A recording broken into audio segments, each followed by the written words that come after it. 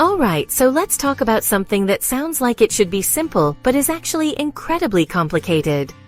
Somalia and Somaliland. Imagine you have a family, right? You share a history, a language, a culture. You're basically the same people.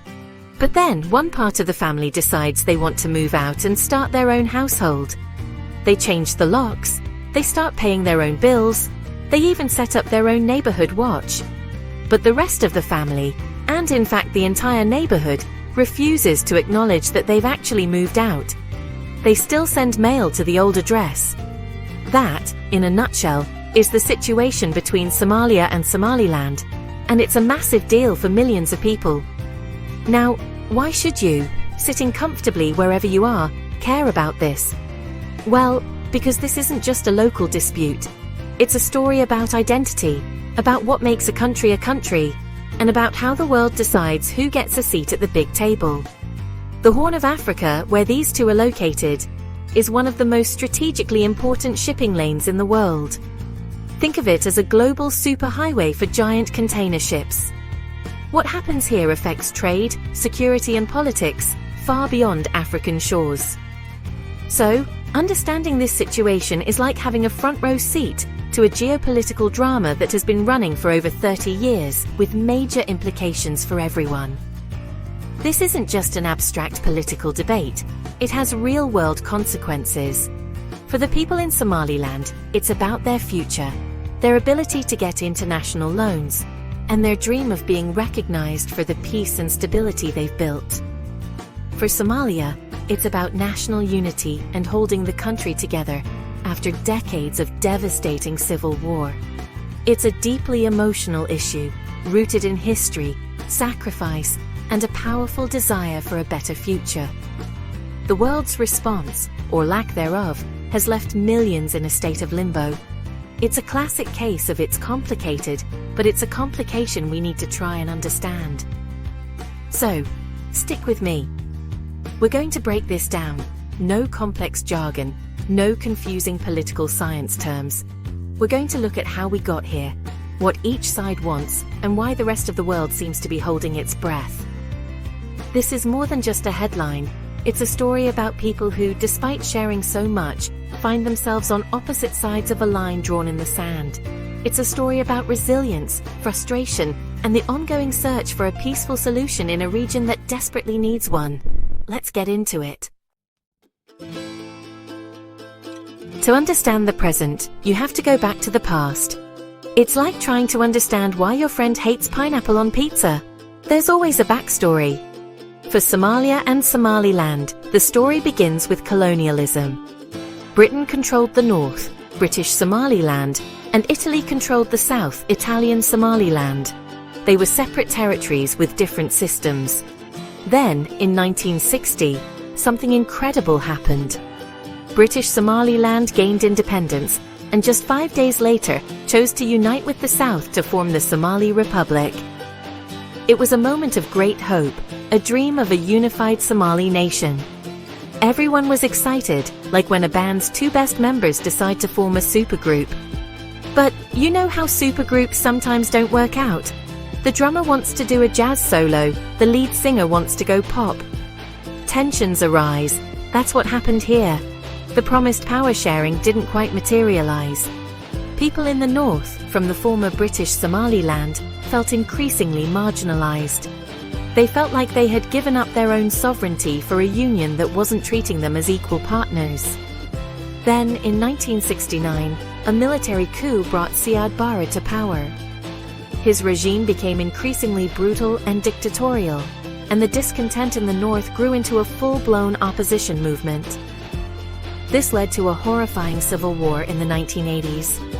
Barre's government unleashed a brutal campaign against the northern clans, leading to the bombing of Hargeisa, the main city in Somaliland, and the deaths of tens of thousands of people. It was a deeply traumatic period that shattered any remaining sense of national unity for many in the north. So, when the Barre regime finally collapsed in 1991, and the rest of Somalia descended into chaos and warlordism, the leaders in the north saw a chance. They said, "You know what? This union isn't working. We're out." They declared independence, reverting to their old colonial borders and naming their new state the Republic of Somaliland. Since 1991, their paths have diverged dramatically. While much of Somalia struggled with instability, famine, and conflict, Somaliland focused on building a state from the ground up. They created their own government, their own police force, their own currency, and have held multiple democratic elections. They've managed to create a pocket of relative peace and stability in a very turbulent region. Yet despite all this, not a single country in the world officially recognizes them. It's like they've built a beautiful house, but nobody will give them the address. So, why is this decades-old standoff suddenly making headlines again? Today is the 3rd of January, 2026, and things are heating up. The issue matters more than ever because the stakes are incredibly high, not just for the two parties involved, but for the entire region and the world. First, let's talk about security. The Horn of Africa is a tough neighborhood. You've got extremist groups like Al-Shabaab causing chaos in Somalia, and you have piracy in the Gulf of Aden. Somaliland has been remarkably successful at keeping these threats at bay within its borders. Its stability is a buffer, and any disruption to that could have a domino effect, creating a new haven for instability right next to a critical global shipping route. Then there's the money, honey. Trade and economics are a massive part of this. Somaliland sits on a prime piece of real estate along the Gulf of Aden. Its port of Berbera is a potential gateway to the massive landlocked market of Ethiopia, a country of over 120 million people. Just recently, a controversial deal was signed that saw Ethiopia gain sea access through Berbera in exchange for a stake in Ethiopian Airlines and the potential for diplomatic recognition. This move has thrilled Hargeisa, infuriated Mogadishu, and made every other country in the region sit up and pay attention. It shows just how valuable Somaliland's geography is. This brings us to the big players, the international powers. The United States, China, Turkey, the UAE, Qatar, they all have interests here. China wants to protect its trade routes as part of its Belt and Road Initiative. The US is focused on counter-terrorism. Turkey and the Gulf states are competing for influence, investing in ports and military bases across the region. Somaliland's strategic location makes it an attractive potential partner, a stable foothold in a volatile area. This global competition adds another layer of complexity, as different world powers quietly back different sides, hoping to gain a strategic advantage. So, while this may seem like a distant issue, it's deeply connected to global security, trade, and the great power chess game. The unresolved status of Somaliland creates a vacuum that external actors are eager to fill, sometimes with good intentions, sometimes not. Recent negotiations between Mogadishu and Hargeisa, often hosted by countries like Djibouti, show that there is a growing urgency to find a solution. The stability of the entire Horn of Africa could depend on whether these two can find a way to either live together or live peacefully apart. To be fair, you have to hear both sides of the story. It's kind of like a really intense family argument where everyone thinks they're right. So, let's start with Somaliland's case for independence. Their argument is built on a foundation of history and human rights. They say, look, we were a separate country, British Somaliland, before we voluntarily joined the Union in 1960. That union was a disaster. It led to our marginalization, a brutal civil war, and the genocide of our people under Siad Barre. The contract was broken. They argue that they have fulfilled all the requirements of statehood, a defined territory, a permanent population, a functioning government, and the capacity to enter into relations with other states. They also point to their track record. For over 30 years, they argue, they have built a peaceful, democratic society from the ashes of war, all on their own dime without significant international aid. They hold elections, have a free press, well, mostly, and maintain law and order.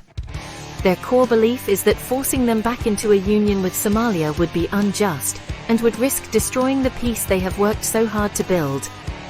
They see independence not as secession from Somalia, but as the dissolution of a failed voluntary union between two once independent states. It's a powerful and emotional plea for self-determination. Now let's flip the coin and look at Somalia's position. From Mogadishu's perspective, this is a matter of national sovereignty and territorial integrity. Their argument is simple. Somaliland is a region of Somalia, not a separate country.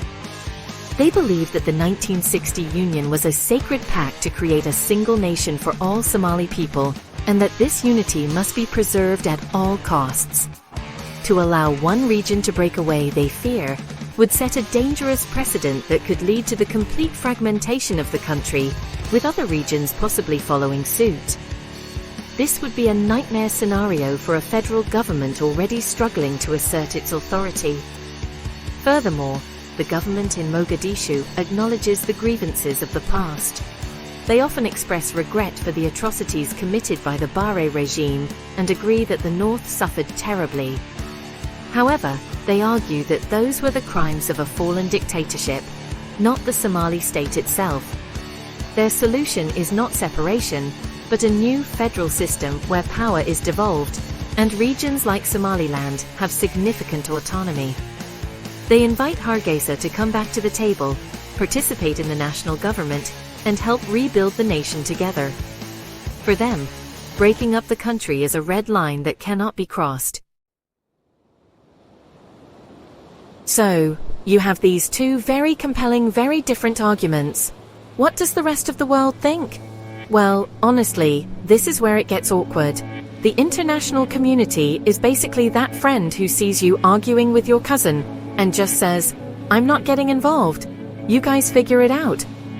Officially, no country on earth recognizes Somaliland as an independent nation.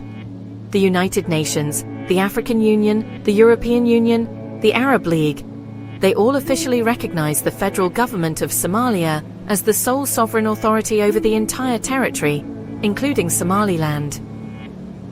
It's a matter of principle and precedent. The African Union in particular is very cautious. The continent has a long-standing policy of respecting colonial-era borders, even when they don't make much sense. The fear is that if they recognize Somaliland's independence, it could open a Pandora's box of secessionist movements across Africa. Many countries have their own restive regions, and the last thing they want is to encourage them by setting a precedent. So, the official policy is to support the unity and territorial integrity of Somalia, and to encourage both sides to talk it out. It's a safe, diplomatic stance, but one that leaves Somaliland in the cold. However, behind the scenes, it's a different story. While they don't offer official recognition, many countries and international organizations work directly with the Somaliland government. It's a pragmatic approach. You can't just ignore a region that is stable, democratic, and strategically located. So, countries will send diplomats to Hargeisa, they fund development projects, they cooperate on security, and they engage in trade. It's a form of de facto recognition. They treat Somaliland like a country in almost every way, except for giving it the official title.